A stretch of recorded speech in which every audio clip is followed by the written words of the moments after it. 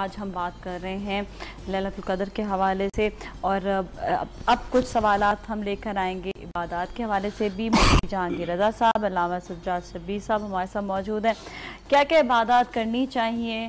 اور ہم نے پہلے بھی یہ بات ڈسکس کی تھی کہ اپنی پہلے جتنی بھی فرض نمازیں ہیں اور اگر وہ قضا ہو گئی ہیں تو پہلے وہ مکمل کریں، پھر نفلی عبادت کی طرف آئیں۔ بسم اللہ الرحمن الرحیم۔ حکم یہی ہے کہ جو آپ کے اوپر پہلے کی عبادات قضا ہے ان کو آپ قضا کریں۔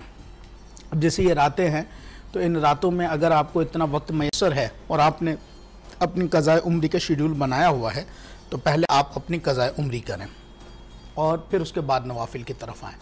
لیکن ایک بات میں مشورتاً عرض کرتا ہوں کہ اگر مثال کے طور پر آپ ان سے یہی کہیں کہ نفل پہ بالکل نہ جائیں، پہلے قضاء عمری پر آئیں، تو جن لوگوں نے اپنا کوئی شیڈول نہیں بنایا ہوا اور وہ آج ہی کے دن آ رہے ہیں تو وہ اگر نفل پڑھنا چاہیں تو نفل پڑھ لیں۔ ظاہر سی بات ہے کہ چلے نماز کی طرف آئیں گے تو تھوڑا دل لگے گا نماز کے لیے، تو کوشش یہ کریں کہ اگر آپ سے ممکن ہو تو آپ کا قضاء عمری کا شیڈول بنا ہے تو قضاء عمری پڑھیں۔ آپ ماشاءاللہ صاحب ترتیب ہیں تو پھر کوشش یہ کریں کہ آپ صلاۃ و تسبیح ضرور پڑھیں اس رات میں۔ میں نے پہلے بھی یہ فضیلت عرض کی تھی کہ نبی کریم صلی اللہ علیہ وسلم نے اپنے چچا سے فرمایا کہ میں آپ کو وہ بات نہ بتاؤں کہ آپ کو زندگی میں موقع ملے تو روز آپ اس نماز کو پڑھ لیں، تو صلاۃ و تسبیح ہے۔ کہا روز موقع نہ ملے تو آپ ہفتے میں ایک بار پڑھ لیں، ہفتے میں موقع نہ ملے تو مہینے میں ایک بار پڑھ لیں، مہینے میں موقع نہ ملے تو سال میں ایک بار، اور سال میں موقع نہ ملے تو کم سے کم زندگی میں ایک بار ضرور اس کو آپ پڑھ لیجئے۔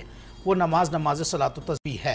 تو مسجدوں میں عمومی طور پر بجماعت نماز صلاۃ و تسبیح ہوتی ہے، اس میں شرکت کر لیجئے۔ ساتھ موقع ملے اگر کسی عالم دین کے خطاب سننے کا، کوئی اچھی معلوماتی بیان یا تقریر سننے کا تو اس کو سن لیجئے، تلاوت قرآن مجید کر لیجئے۔ تسبیحات اگر آپ کو کچھ ہیں، آپ کو وظائف کے طور پر ملی ہوئی ہیں تو آپ ان کو پڑھ لیجئے۔ اس رات میں دعا کی بھی کثرت کریں۔ دعا مستقل عبادت ہے، یعنی دعا ایک عبادت ہے، آپ مانگ رہے ہیں لیکن اللہ تعالیٰ اس پہ آپ کو ثواب بھی دے رہا ہے کیونکہ وہ ایک عبادت ہے، اور دعا دو حال سے خالی نہیں ہوتی۔